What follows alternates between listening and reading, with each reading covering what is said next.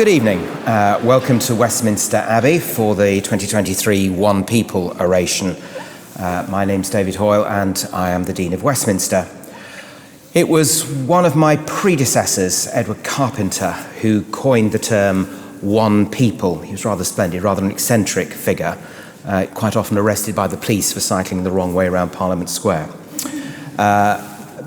It was in 1965 that he came up with the term, and it was the theme for the year-long celebration in 65 that marked the 900th anniversary of Edward the Confessor's Abbey building. One people is a really powerful idea. I love it, but it is a bit tricky.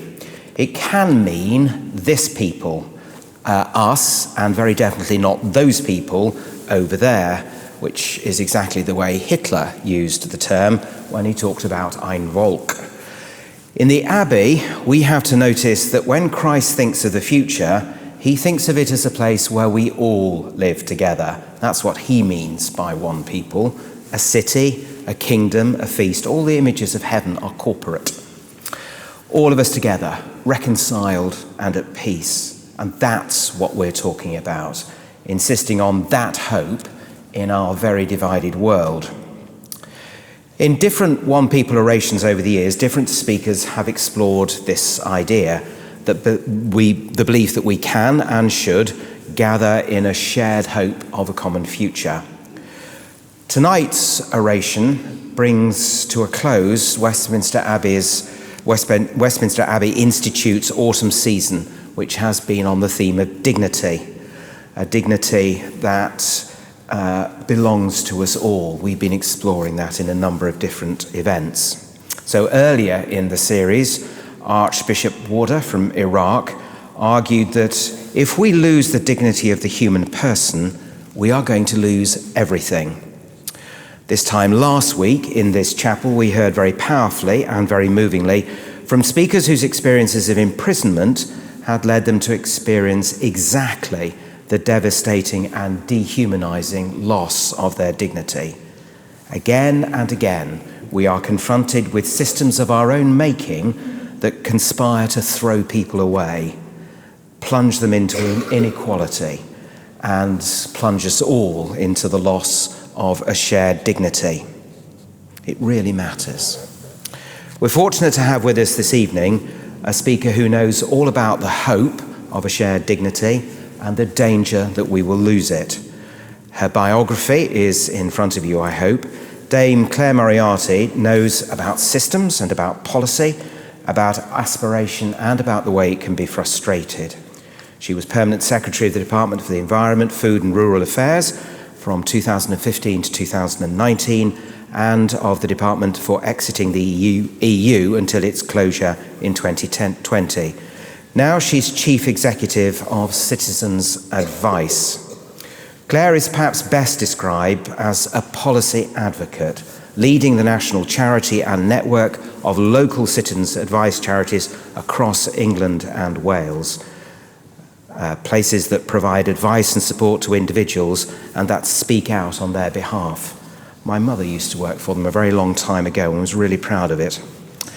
I have sat with Clare in meetings and I have heard her speak more than once, calmly, but with a completely persuading conviction about a fundamental lack of shared dignity that currently plagues our society. So I can think of no one better to guide us through this exploration of dignity and poverty. Please join me in welcoming Dame Clare Moriarty.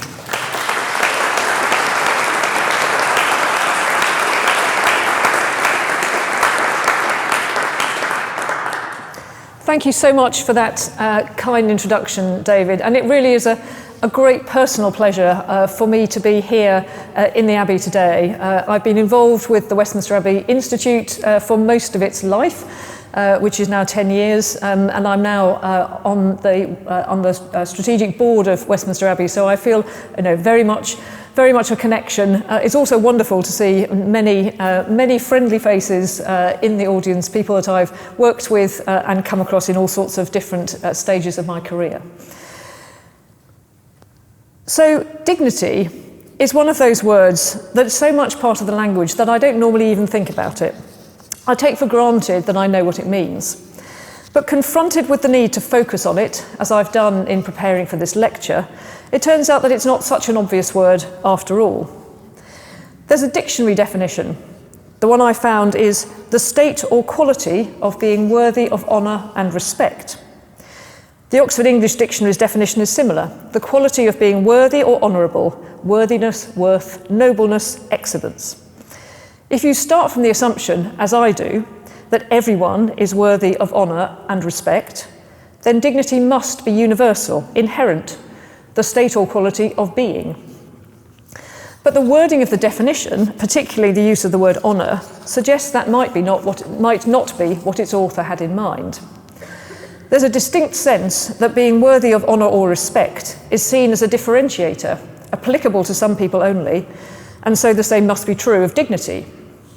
That sits better with the concept of dignitaries, or standing on one's dignitary, than with the universality of dignity. Exploring further, I found that others have recognised this duality of dignity, distinguishing moralised and merit-based dignity.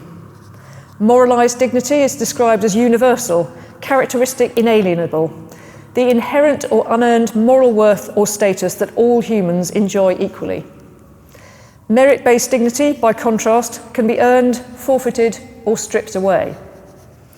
This duality of dignity is central to what I'll be talking about today. In a conversation about the interconnections between dignity and poverty, a merit-based definition of dignity feels distinctly jarring. It carries the assumption of having to be judged worthy of honour in order to have dignity. While that isn't necessarily related to the possession of material wealth, in practice, that's how it's likely to translate. At a minimum, it can help to perpetuate the idea that people in poverty can be neatly categorised as deserving or undeserving. Moralised dignity feels much more comfortable to hold as a concept, and one that people of faith may in particular feel drawn to. But in my experience as a civil servant, and from almost 3 years as Chief Executive of Citizens Advice, it's one that's very far from the lived reality of many people. So let's just pause on what it means to be in poverty in this country at this time. The Joseph Rowntree Foundation defines poverty as when your resources are well below your minimum needs, and goes on to say, poverty means not being able to heat your home, pay your rent, or buy the essentials for your children. It means waking up every day facing insecurity, uncertainty, and impossible decisions about money. It means facing marginalisation and even discrimination because of your financial circumstances. Poverty is a financial state of being, but one that creates a vast array of consequences. It affects people's health, it transmits itself through generations, it prevents people from playing a full and active role in society without discrimination. An ever-growing proportion of those we help at Citizens Advice come to us in this kind of crisis. Over the last 2 years, we've broken and re-broken records month on month for the number of people who can't heat their home, pay their rent, or even afford to buy food. And things are not getting better. By almost every measure we have, 2023 has been worse than 2022. In the first 10 months of this year, we helped 191,000 people who needed food bank vouchers and charitable donations, over 10% higher than at the same point in 2022. 31,000 people who couldn't top up their prepayment meter, over 50% higher than the same point last year, which in turn saw us help as many people as in the whole of the previous decade. 59,000 people with homelessness issues, almost 25% higher than at the same point last year, and relentlessly rising. 3 of the highest ever monthly numbers over a 10-year period have been recorded since June 2023. Back in the summer of 2022, we started using our data to paint a picture of the evolving cost of living crisis. We called it our cost of living data dashboard, and since then we've updated and shared it every month, providing our own insights into emerging issues and allowing others to drill down into demographic detail. If you're not already familiar with it, I thoroughly commend it to you. One of the ways we've used our data is to understand and talk about what's happening through the lens of negative budgets. It's a simple enough concept. Do you have enough income to cover not what you do spend or what you'd like to spend, but your essential spending? When people come to us for debt advice, the first stage in the process is to construct a standard financial statement that assesses just that. And over the last couple of years, we've seen negative budgets rising steadily to the point where half the people we help with debt advice are now in negative budgets after our advisors have done everything they can to help close the gap. So what's going on? The rise in negative budgets reflects a growing mismatch of resources and minimum needs. Squeezed incomes, the result of policy decisions over many years, meet rising costs, with energy costs settling, for now, some £800 a year above historic levels. In cash terms, we've seen a shift for our debt clients from an average monthly surplus of £20 2 years ago to an average monthly deficit of £20. That's a single banknote shifting from one side of the equation to the other. But as Charles Dickens's Mr. Micawber famously said, the line separating surplus from deficit marks the difference between happiness and misery. For someone coming to us for debt advice, it means that realistically they have very, very few options to escape the debt that they're in. While negative budgets are a particular problem for people in debt, they are far from confined to them. My colleagues in Citizens Advice are hard at work right now trying to establish the prevalence of negative budgets in British society at large. It seems entirely probable that this is an issue that affects not thousands, but millions of households up and down the country. So this is the reality of poverty in Britain today. A growing proportion of the population simply do not have enough money coming in to pay for what they need. But while my colleagues and I were scarcely off the airwaves last year talking about the issues that were bringing people to Citizens Advice, in 2023, those stories have hardly been heard. In my more cynical moments, I fear it's because we've moved on from a crisis that felt as if it affected everyone, albeit to differing degrees, to a new normal in which most people are getting by, while others, those in poverty, have seen their finances become permanently out of kilter. When the crisis affected everyone, it was possible to shine a spotlight on the experience of those most acutely affected. Once it's only those on low incomes who are really feeling the pinch, interest quickly wanes. I wonder whether that flickering focus on those in need is really consistent with dignity for all of us. While public attention may have moved on, the attention of policymakers should be squarely on this issue. And the welfare system is perhaps the place where notions of dignity and poverty collide most prominently. Last week, the Prime Minister said, when describing changes to the work capability assessment that will put new job-seeking requirements on people in receipt of disability-related benefits, we believe in the inherent dignity of a good job, and we believe that work, not welfare, is the best route out of poverty. Not an immediately controversial statement, perhaps, but how does the assertion of the inherent dignity of a good job fit our dual notions of dignity? We can detect moralised dignity in the idea that all work, whether as a CEO, a carpenter, or a delivery driver, confers dignity on the person doing it. But this implicitly places work into a merit-based framework as the quality that makes someone worthy of honour and respect. While not spoken out loud, and no doubt not consciously intended, the quiet part of the sentence says that to be on welfare, and in particular out of work, is inherently lacking in dignity. That isn't the way our welfare system likes to portray itself. It's there to provide a safety net for people in and out of work who are struggling financially. And it's worth pointing out that there are many, many people working within the welfare system, from work coaches to policy civil servants, who are passionately committed to the moralised dignity of their work in helping people. Unfortunately, the experience of those coming to us for help is that navigating the welfare system can feel like a series of small and large barriers and humiliations, inconsistent with feeling respected as an individual. Take the example of applying for universal credit, now the core welfare benefit provided in this country. Over 6 million people receive some form of universal credit, including millions who are in work. A new applicant for universal credit doesn't receive benefits for 5 weeks. That's a design feature mimicking a system of monthly payment of salary in arrears and assumes that people start a claim with a month's paycheck in hand. The reality is that many don't, and indeed have nothing to tide them through the first 5 weeks.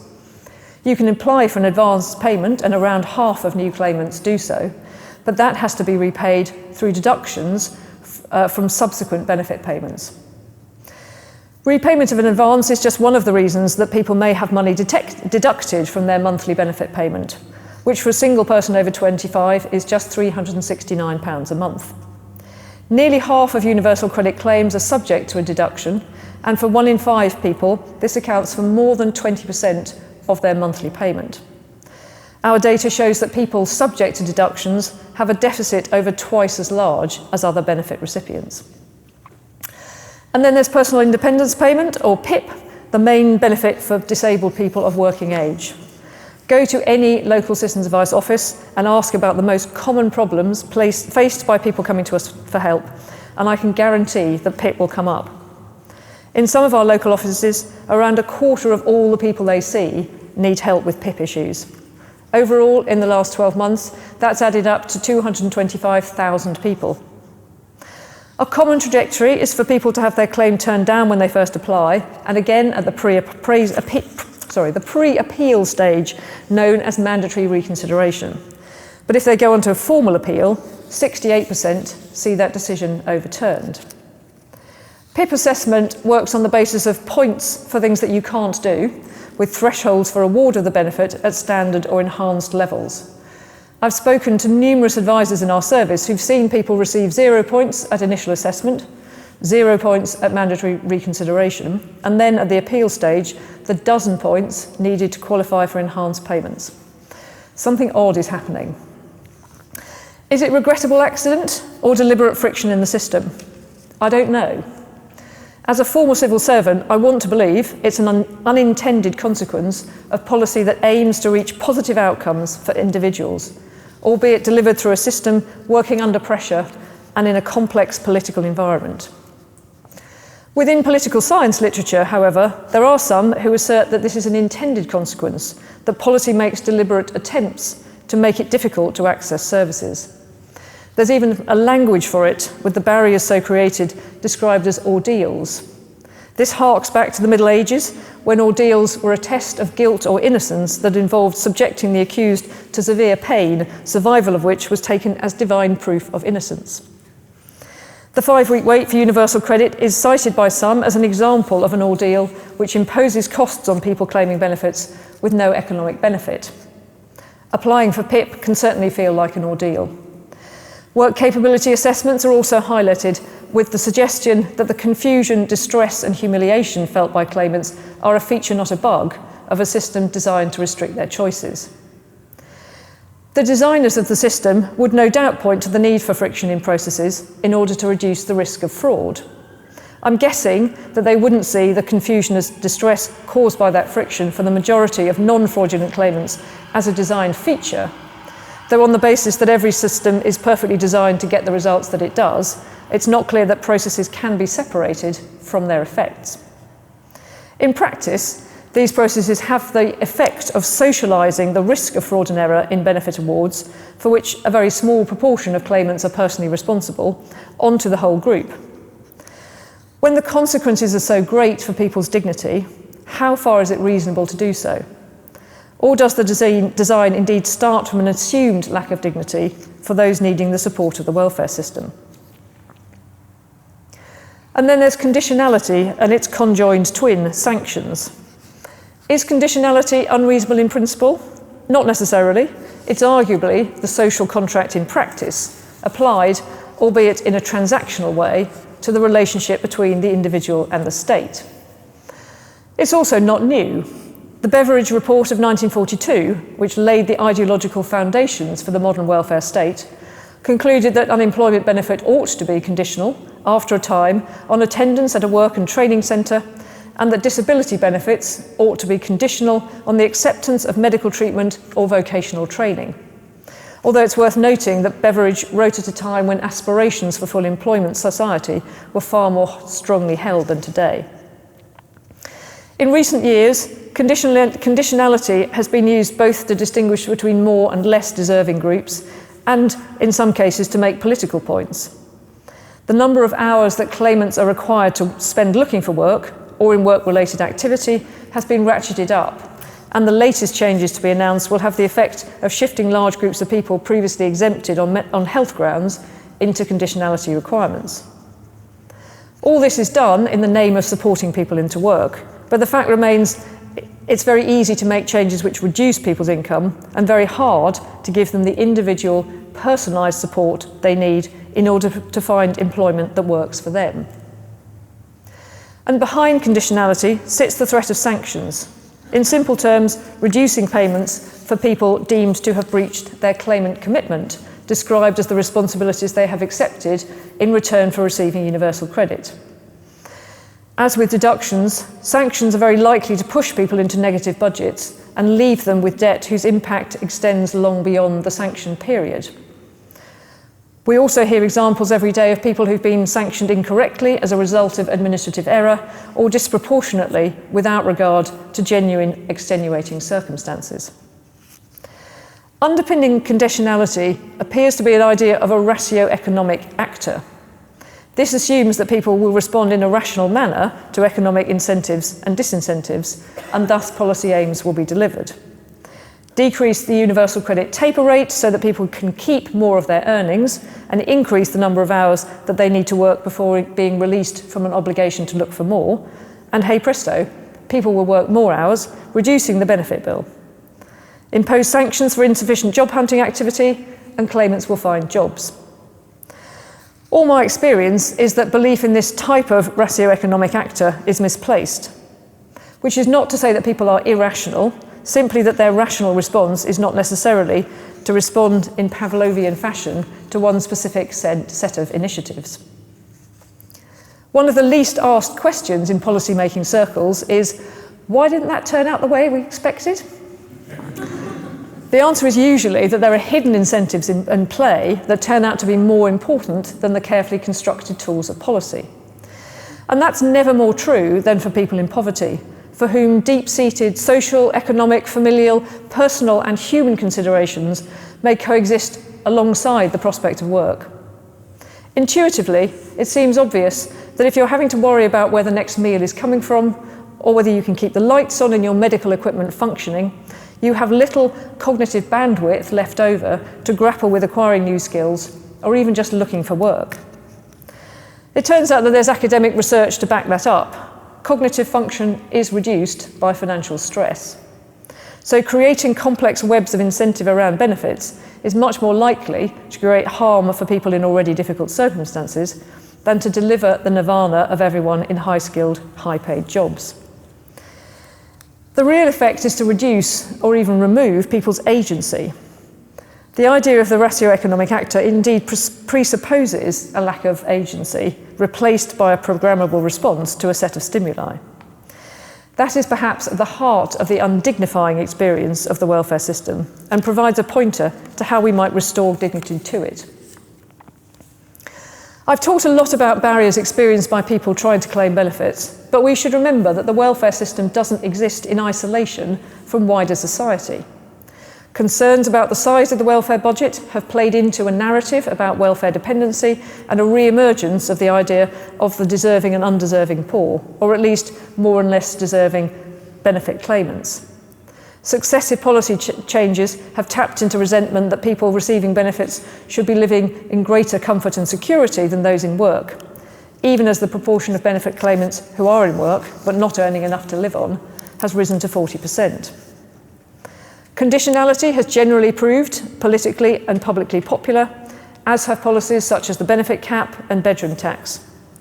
A recent YouGov poll suggested that a majority, 60%, of voters support the retention of the two-child limit. The correlation between poverty and other aspects of inequality, rooted in discrimination, is undeniable. A working-age disabled person is twice as likely to be in poverty as a non-disabled person. Almost 40% of children in single-parent families are impoverished, and all ethnic groups in the UK experience poverty at higher rates than white people. There are signs that public attitudes are turning in this debate. According to the British Social Attitude Survey, the perception that benefits recipients are undeserving has reduced substantially since 2010, and there's been a small but noticeable increase in the proportion of the public who would support higher welfare spending. But to misquote Joseph de Maistre, we get the welfare system that we deserve. So what happens when those of us not in poverty turn the lens round on ourselves? In preparing this lecture, I came across a quote from R.H. Tawney dating back 110 years. What thoughtful rich people call the problem of poverty, thoughtful poor people call with equal justice the problem of riches. The social model of disability says that people are disabled by barriers of society, not by their impairment or difference. In the same way, a social model of poverty would see poverty as the result of societal behaviour, not the fault of those experiencing it. What does that mean for the dignity of the thoughtful rich people, or indeed for policymakers creating or addressing the conditions in which others live? It's clear to me that it's not poverty in itself that strips people of dignity, nor, in a moralised view of dignity, does being rich in itself confer dignity. If we have the means to improve other people's lives, and we do not, is that not where the real problem with dignity lies? If it is, that's not where it's felt. Being in poverty constantly puts people in the way of situations that are not dignifying, or deny them their inherent dignity. The welfare system is not the only place that this happens, but it is a hugely dominant one. The nature of the welfare system as a safety net means that most people in poverty will come into contact with it. If we are to treat them with the dignity that they deserve, we need to address both the adequacy of income and the agency that it provides. Where do we go from here? First of all, income adequacy. I talked at the beginning about the number of people in negative budgets. We, our society, have created a welfare system that, in 2023, provides a level of income that is manifestly out of kilter with people's essential outgoings. That indeed exactly meets the Joseph Rowntree Foundation's definition of poverty as resources well below your minimum needs. This is the result of decisions made over many years. Reductions in spending on working age benefits were a major contributor to austerity measures in the 2010s following the global financial crisis, with a multi-year freeze on payment levels. More recently, shortfalls have grown between housing support and rent, and as a result of rising energy costs. Should the welfare system provide a genuine minimum level below which people cannot fall? Again, we can go back to Beveridge for a foretaste of this debate. While Beveridge stressed the need for households in receipt of welfare to continue to manage their budgets carefully, that was predicated on an assumption that benefits would meet subsistence levels. And if the human case wasn't compelling enough, there is a pragmatic argument for income adequacy. I made the point earlier that cognitive function is reduced by financial stress. If you want people to focus on improving their income from work, you need to free up mental bandwidth, not eat it up with anxiety about debt and where the next meal is coming from. Benefit levels that hold people in poverty make it materially harder for them to move into work. So whether we take a moralised or merit-based view of dignity, we should start by making sure that the system does what it says on the tin and provides a safety net that keeps people on the right side of a negative budget. But we need to do more than that if the welfare system is to genuinely provide a dignifying and dignified experience for people. I've argued that, whether intentional or not, the experience of engaging with the benefit system deprives people of agency. We need to step back and try to see the complexity of the whole person in how we design services. People live complicated lives. There are many different drivers that encourage them to act in the way that they do, and many of them are far beyond their control.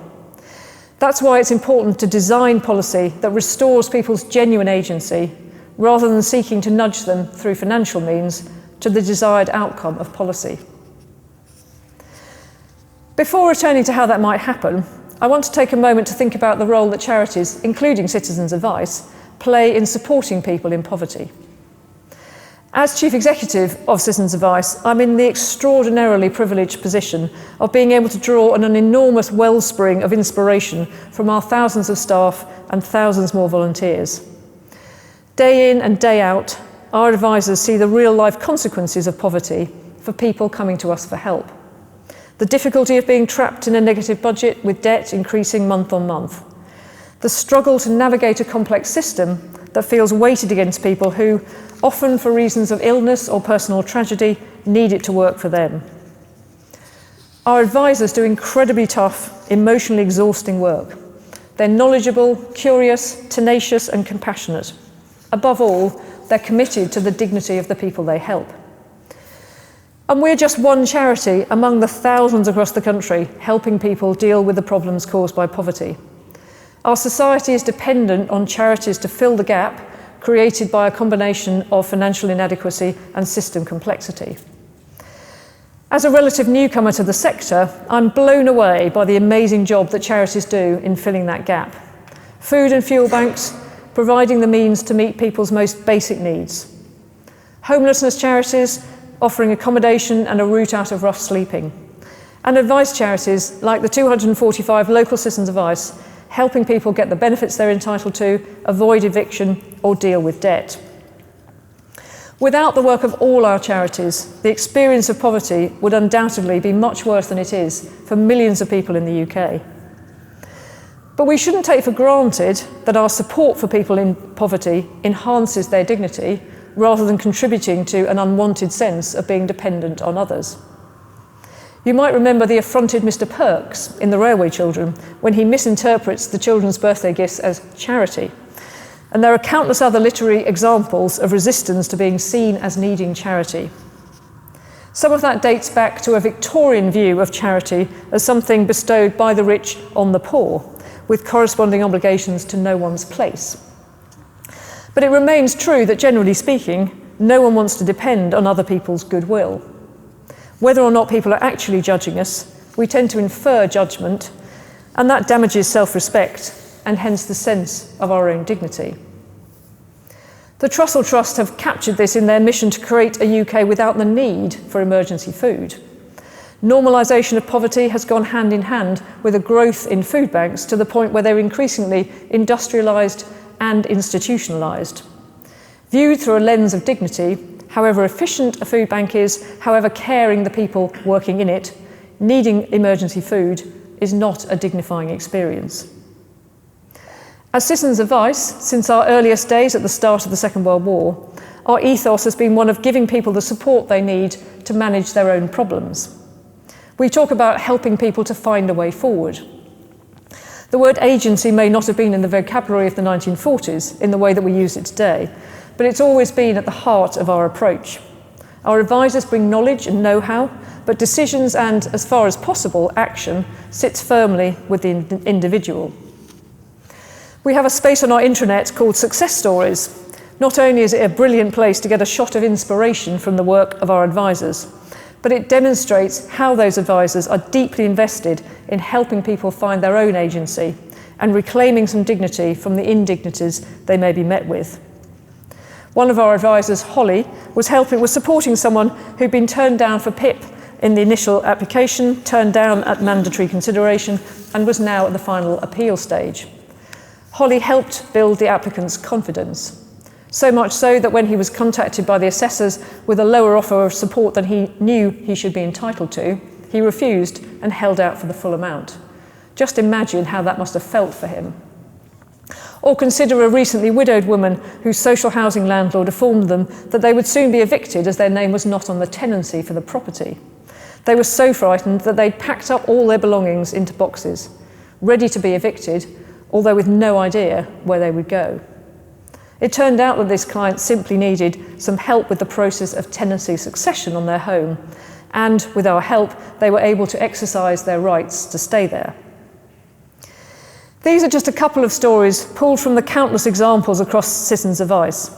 Empowerment comes up in any discussion about how we work and goes hand in hand with recognising the complicated nature of people's lives.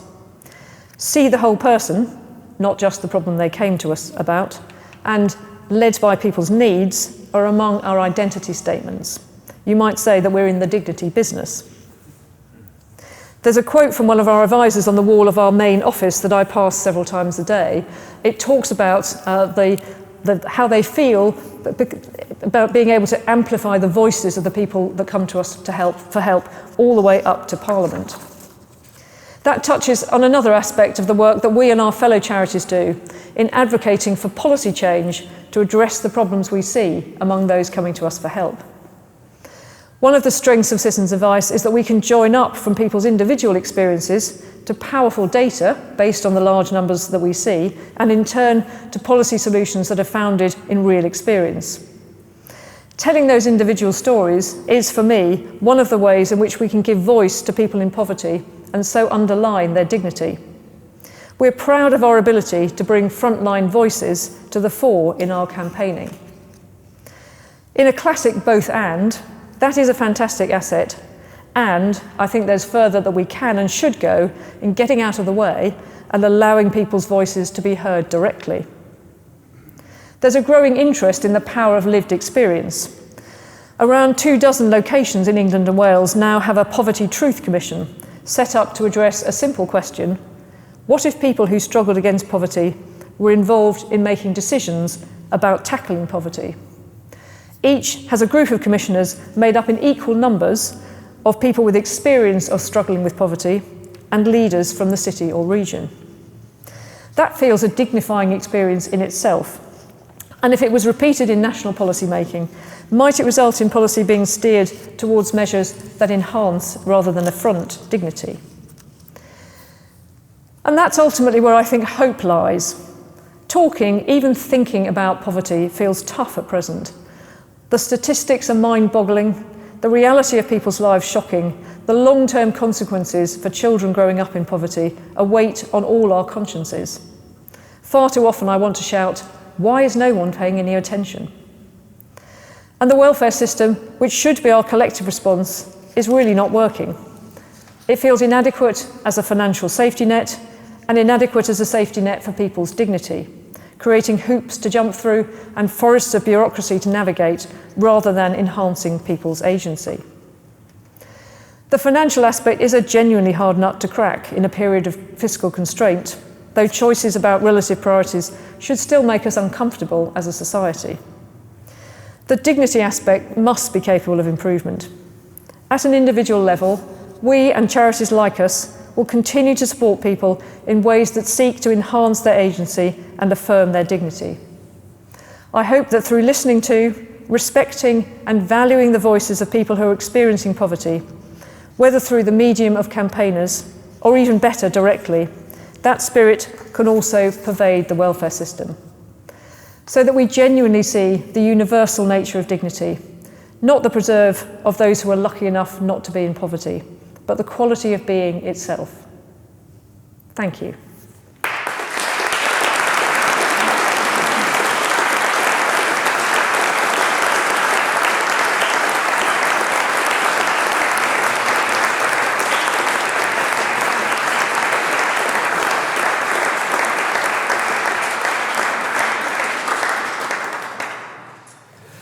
Thank you, Claire. Thank you very much.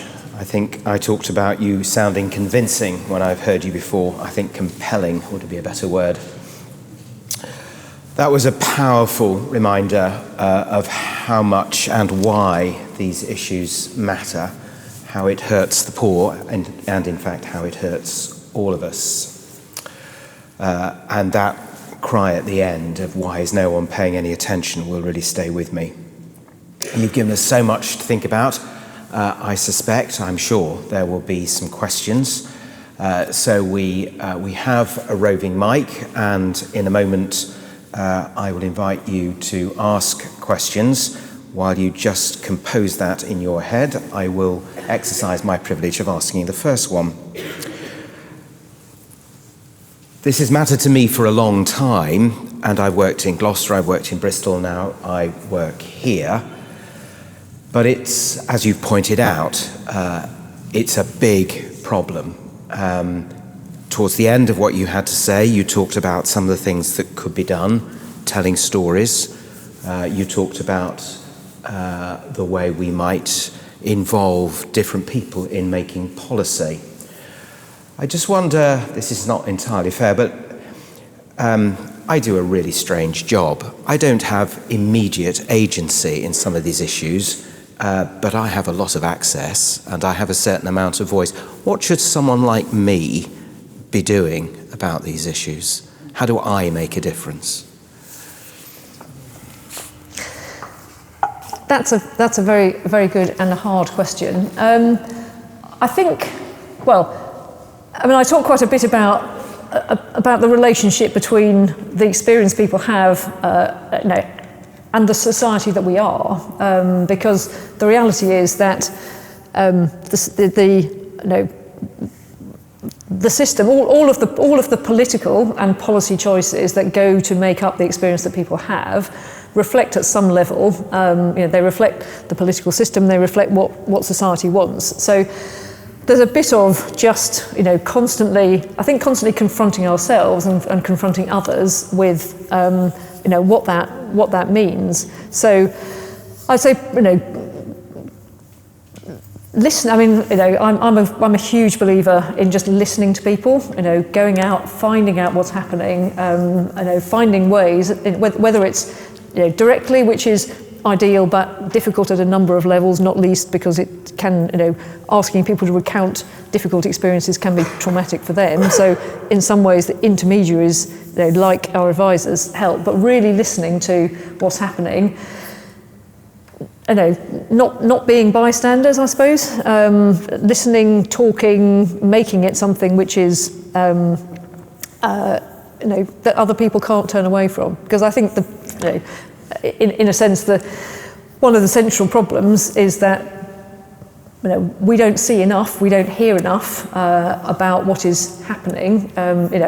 For me, that's the only possible reason why we're not talking about it in 2023 when we were talking about it in 2022. As I say, there's this sense that something that is a problem for everyone gets talked about, something that's a problem for a subsection of society just doesn't get discussed in the same way.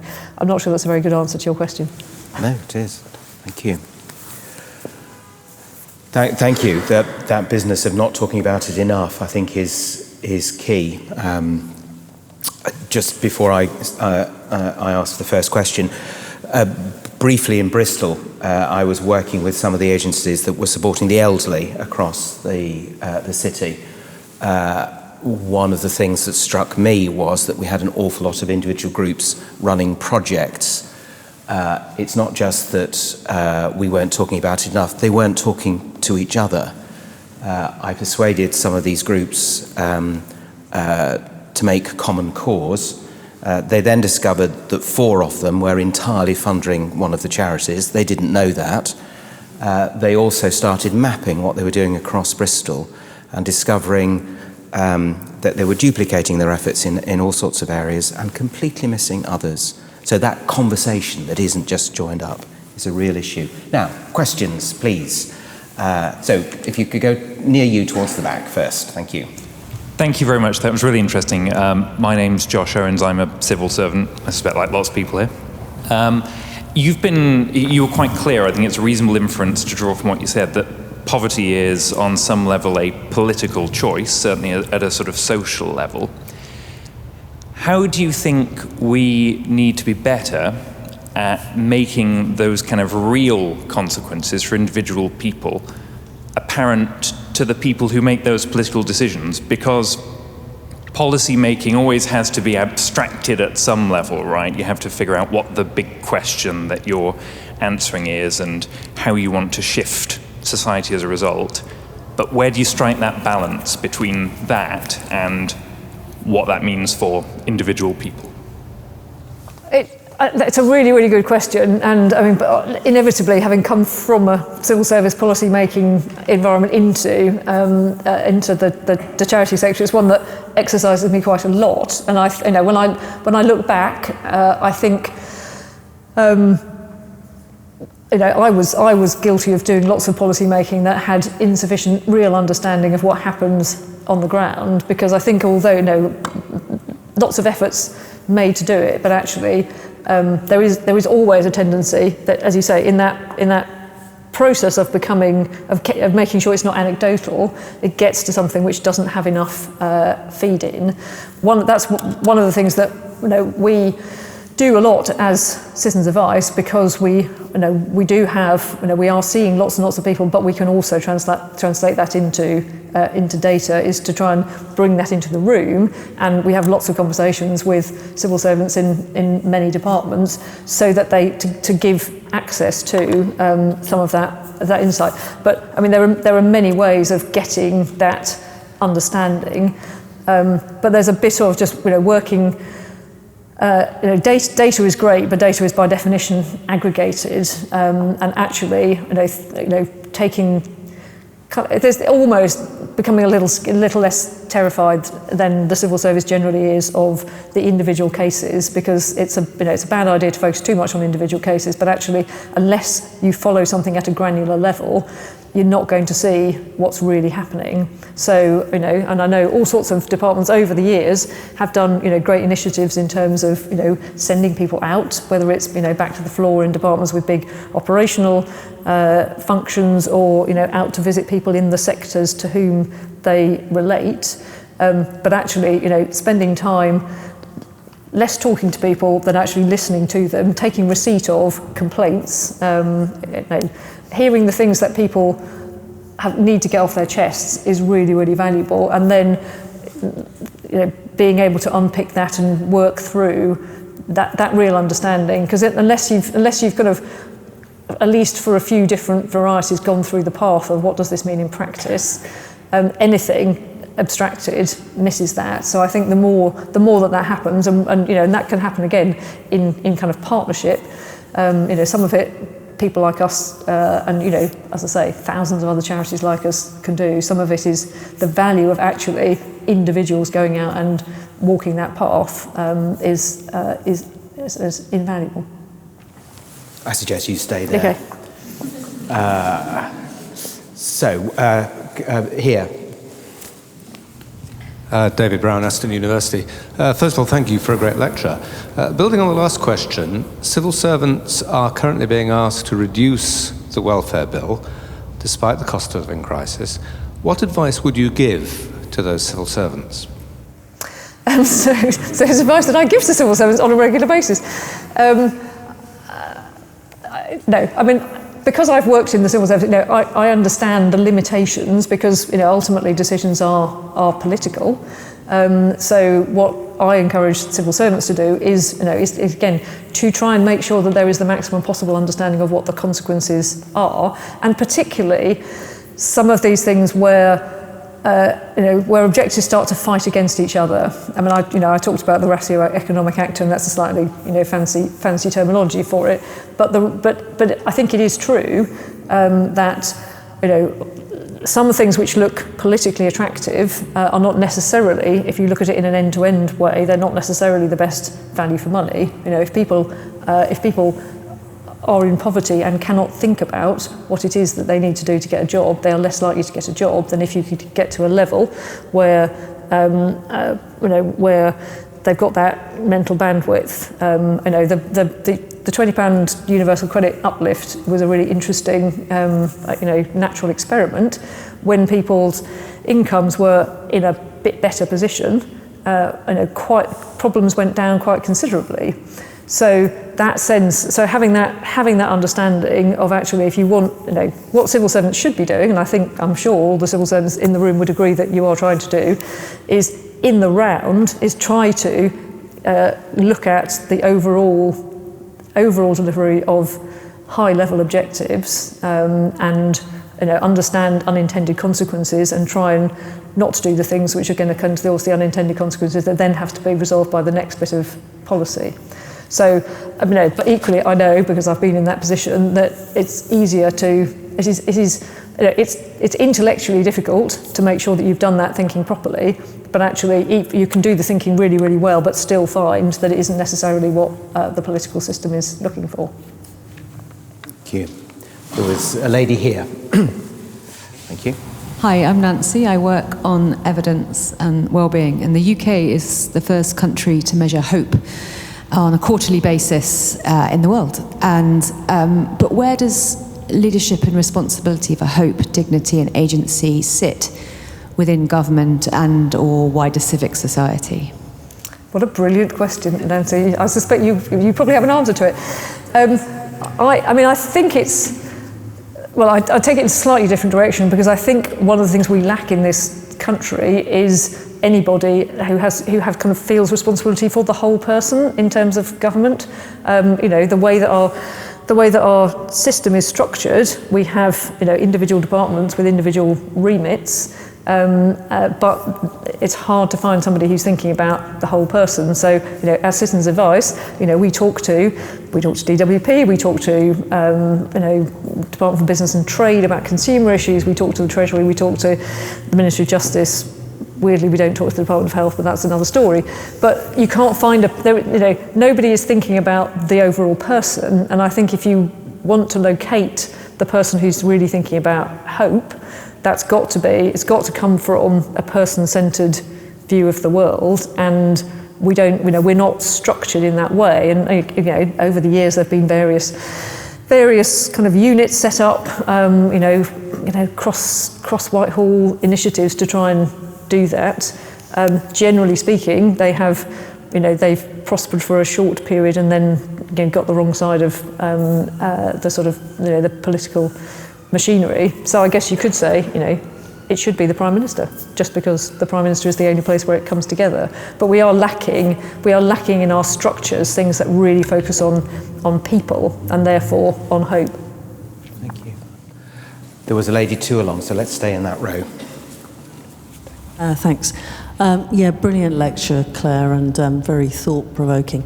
I'm Caroline Sholkovich, and I'm CEO at the Money and Pension Service, so helping people with their money is something that we do day to day. I think the element that I wanted to just explore a bit further with you was this element of normalisation and the impact that has actually, I think, on hope, to be fair, because when people accept either for themselves or others accept that it's normal for that particular group to be in poverty, that limits the opportunities both for giving people hope, but also for bringing about change. And yes, politicians make decisions, but generally they are listening to various constituencies within the population. And so there's something for me about actually what is it that we can do to actually help inform the public so that, people don't get lost in the numbers, because that then just switches off people's attempt to actually make change happen. So I think for me, what do you think we can do all collectively together to actually bring more hope, because there is a prospect of actually identifying that something needs to change and it isn't normal? Yeah, I think, and I think that's a really good point, Caroline. And the normalisation is, in a sense, that is that's the root of the issue. I think if you, again, if you, I've seen the sort of photos that the Trussell Trust use, kind of in a sense shining, gleaming food banks, but they use them not to say, isn't this fantastic? We've got shining, gleaming food banks. They use them to say, good gracious me, it should not be like this. And I was talking to somebody yesterday who was a bureau manager in Citizens Advice for for many years, but a while ago now, and she said she could only remember sending people to a food bank maybe once or twice. It's now an absolutely routine part. We will this year probably give 200,000 plus food bank vouchers to people. Trussell are giving out 3 million food bank parcels. So that's the real issue, that things that we used to think should not happen, we now think, collectively. I mean, I'm not suggesting that we in this room think it's okay, but there is that sense that it's just part of life. Now, what do we do about that? I'm not going to come back to, we do need to. We need to shout about it in a sort of, not in a Not in a way that causes people not to be able to hear it, because that is a problem, but constantly drawing attention, just saying, this is what is happening. Do we realise, which is what we do all the time. 50% of people who come to us with debt in negative budgets who cannot get out of debt because they are just racking up more debt month on month on month, and none of the debt solutions work because debt solutions require you not to go on being in debt. So, we've got all of that. We can do it. I think, in a sense, I suppose the galvanising thing is how can we have enough people saying these things, and so that we start to get that sense of, no, it's not normal. But it's one of the hardest things in sort of collective behaviour, to get from a sense that this is something that we've got used to it shouldn't be like that. And the problem is that we tell it, most of the time we talk about it by telling, the terrible stories of people that are coming to us. And, I could reel off, endless stories about the problems that people are having. That was partly why I chose to tell stories today about what can happen when people are given agency, because it doesn't solve all the problems, and we can only find solutions if there are solutions there to be found. And for a lot of people, there aren't at the moment, but trying to show that there are ways forward for people, and that a lot of it is, if we can root it in giving people back that sense of dignity, of agency, I think that's where we find hope. But how we get to that, it needs to be something. It needs to stop being something that everybody takes for granted, and needs to be something that people are confronted with and are talking about, and are having to either say, I think it's okay, explicitly, or I think it's not okay. Because I think not many people would say explicitly, I think it's okay. But the reason why, but it's because no one's being required to say anything about it one way or the other. So talk. Thank you. Middle of the third row here. Thank you so much for your talk. I spent 7 years at Centrepoint taking kids off the streets of London, and then 10 years running a drop-in centre at St Mary's Bayswater. And then 80 schools, and some of them were so terrible that anybody here would be crying. I think that one of the major problems is that the people in power don't have frontline experience. The second thing is, with individualism in a society, they're not working for others. And thirdly, with education, we're not dealing with a holistic education for the whole child. We're training them to do jobs or whatever. And I'm on a worldwide campaign that every child should have a holistic education, with a community creativity centre in every town to make absolutely certain that every child has that. And I've been to the Pope. Why did I go to Pope Francis? Because the children have no voice. And when I was in this centre running for 10 years, I asked Anne Young from the Home Office to come so that she actually saw what was happening. She told Mrs. May. Mrs. May spent £87 million getting people off the streets in 3 cities. So it's connecting up the whole of society so that we all are back into community, helping each other. So I would be very grateful to hear what you have to say with your wonderful experience. And I congratulate you for it. Thank you. So while you think about that, why don't we take one more question as well from the lady in the blue? Thank you. My name's Sarah Legrand. I'm also a civil servant. It was a wonderful, compelling talk, and I'm also mindful of the context in which you were giving it. And I guess I'm curious whether, in a secular society, whether you feel, I guess, sufficiently richly resourced in the sort of shared ethic, the shared language that you might want to draw on to make the kind of appeal that you want to make to our sort of individual and collective conscience, or whether you feel there's anything that you would want to draw on that's hard to reference. Just unpack that a little bit more. I guess I'm conscious that we're here in Westminster Abbey, and we're here in a Christian foundation, and these are sort of the concepts of dignity clearly have deep roots in religious traditions, not just the Christian, but others. And yet I think sometimes, in our society, for understandable reasons, we are uncomfortable in referencing those and in sort of drawing on the sort of the moral force that they have. And so I think sometimes that can leave us then to fall back on other arguments. So that's just perhaps a gap that I perceive that maybe you see you're not.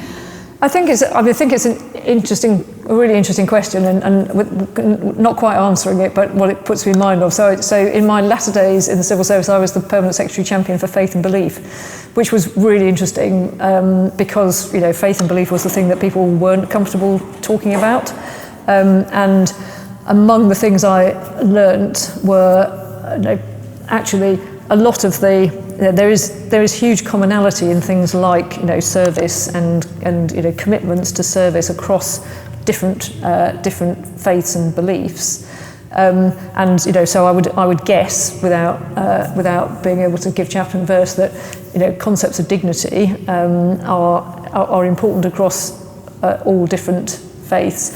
The other thing I learnt when I was faith and belief champion, it was we had a very active humanist group, and they were very clear that these principles actually weren't the preserve of people of faith, and particularly for civil servants, actually the alignment between the kind of principles of humanism and the civil service values was very high. So I think there is we are in a place of Christian worship, and I think the idea that I'm talking about would very much resonate with the Christian faith. I think they probably would resonate. They resonate with lots of different faiths and beliefs and none. And so I think I don't feel that we're constrained in talking about them because we don't if we don't refer back to faith. But equally, I think they are they sit very naturally with it. Thank you. And as the gentleman we've just heard is pointing out, it's also we need to be equipped with this kind of language. It's something to do with the way we learn. One last question. So I'm sorry there isn't time. I'm going to be very biased and take the person who's wearing another clerical collar. Well, I should apologise now, David, but thank you. Thank you so much, Dame Clare. I'm Ben Cahill-Nichols, and I'm Chief Executive of Clergy Support Trust, which is basically the citizens' advice for the Church of England, much smaller, but with a very similar growth trajectory to that you've described tonight. I wonder if I can take Sarah's excellent question and make it a bit ruder. The Beveridge report, which you've alluded to, obviously sat alongside Archbishop Temple's report, which was effectively a Christian vision for a welfare state. And I wonder if part of the reason that this is an awkward topic for those of us in this costume is because we've lost our institutional authority to talk about the sort of things you're talking about. I think we've lost it for lots of reasons, one of which is that we don't really look after our own people that well. Almost a quarter of Church of England clergy this year are going to come to my charity for help, and the lowest paid are eligible for universal credit. I wonder then what church leadership on these issues looks like in the 21st century from where you sit, but also more broadly what institutional success or failure looks like in terms of moving the dial when it comes to dignity and poverty. So, I don't think I think you're probably better qualified than I am to say what church leadership looks like. I think the point I'd certainly pull out is that for so many of us, this is an issue that is we're part of it. We're part of it not just at a societal level that we are all part of a society which has allowed the current situation to arise, but we are many of us are employers, and we're employers of people who are dependent on the welfare system in order to be able to make ends meet. And I think that's difficult for us. We have exactly the same thing in citizens' advice. Advisors are not well paid, and so we've got the same issues of people. Our advisors who are supporting people to be in the best possible position are actually themselves struggling with the same issues. And I suppose it is in a sense that at least that means that we can kind of share the bind that the government is in, because we are. I'm sure you'll have the same issues. We are trying to provide the best service we can with not enough money to do it. And you know, in any kind of human service, paying people salaries is one of the you know, that's the largest part of the equation. And so we face the, you know, can we, you know, what is the right balance between paying people enough to make sure that they can live on it, and making sure that we have enough money to pay enough people so that we can support people coming to us for help. And I think it is, you know, and again, it's something that should make us uncomfortable. I don't have a sort of ready solution, because I think it's one of these things where you're constantly looking at the balance and trying to do the least worst thing, or the best available thing in the circumstances. But I think if there was ever something that stopped any of us getting on a high horse and sort of preaching at other people, that's it. And maybe that's the church leadership point, is to be constantly reminded that you know, none of us is in a position to say what we're doing is good and what other people are doing is not good. Thank you. Anything you want to say as a conclusion? Are you all talked out? I think I was talked out. I'm hugely sorry if you didn't get a chance to ask a pressing question. Thank you, all of you, for being here tonight, and thank you for those of you who've asked such fascinating and stimulating questions. I do this often, standing here, thanking people who have said interesting things and who are interesting people, and I'm always really pleased at the privilege I have of saying how interesting that was. Tonight, I think, I've listened to one of the most important lectures I've heard in quite a long time, delivered with insight and with passion. So I'll just say, I think that was one of the best lectures I've heard in a very long time. Claire, we are deeply grateful.